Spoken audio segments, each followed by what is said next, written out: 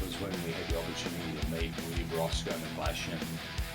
We did that at his place in Hillary's quite a few years ago now, and he spoke about growing up as a youngster, having the need for speed.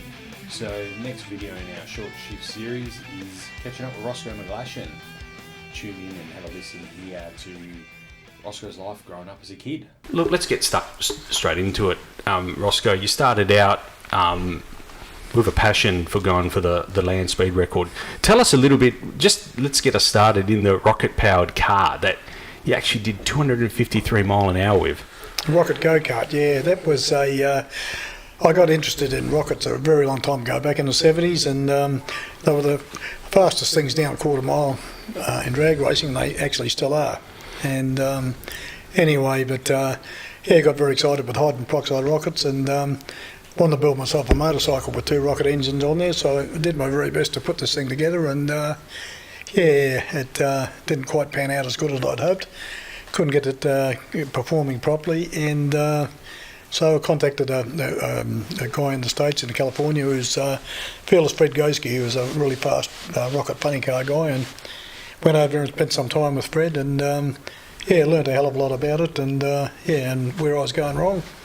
And came back to Australia after running the go-kart. He had the go-kart in his shed, and took a lot of persuading, a lot of tequila to get him to get the thing down out of the shed. But we rented out to a place called Calico in back of California, and ran really fast, 253 mile an hour, and did a 5.9 second pass.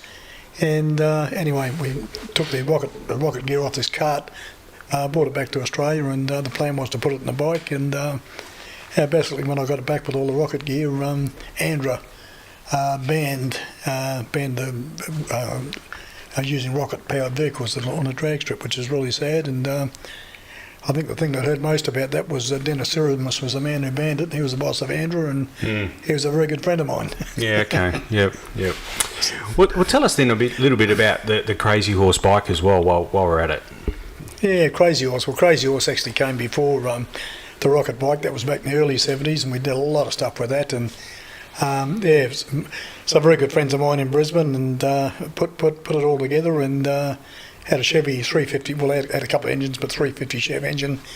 With all the high kicker pistons, all the gear in it, and very, very powerful engine in it. And this thing had no clutch, so you'd set the thing up on a stand, fire the engine up, and then rocket off the stand, and straight away you'd stage it as far as you could in the right-hand lane, and do a big power slide towards your armour car on the other side. Come back in the right-hand lane, through the centre of the right-hand lane again, 170 mile an hour.